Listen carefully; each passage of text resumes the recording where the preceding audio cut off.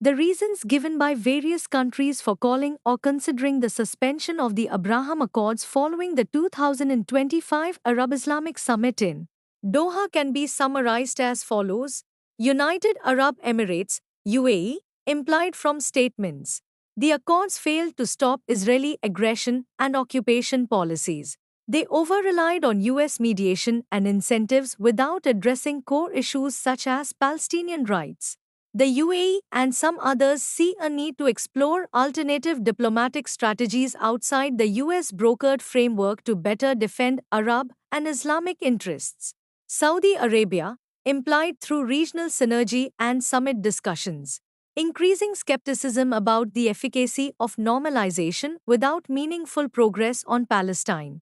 Desire to distance from unconditional alignment with US policies, seeking a more autonomous regional approach. Emphasis on collective Arab Islamic measures instead of bilateral normalization with Israel. Iran, explicit rejection of the normalization process as it undermines the Palestinian cause. Calls for collective resistance against Israeli policies rather than separate peace deals. Considered the Abraham Accords part of a broader US strategy to weaken Islamic unity.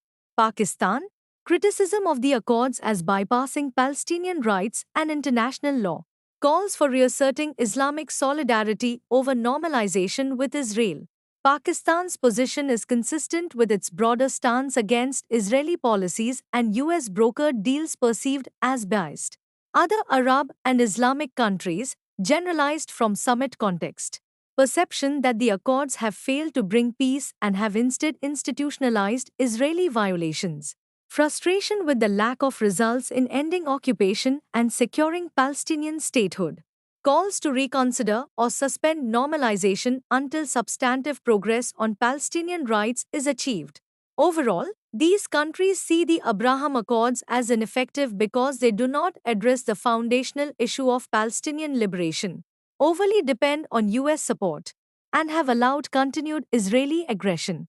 Hence, the calls to suspend the accords aim at pressuring Israel and the US to return to a framework that prioritizes Palestinian rights and regional security.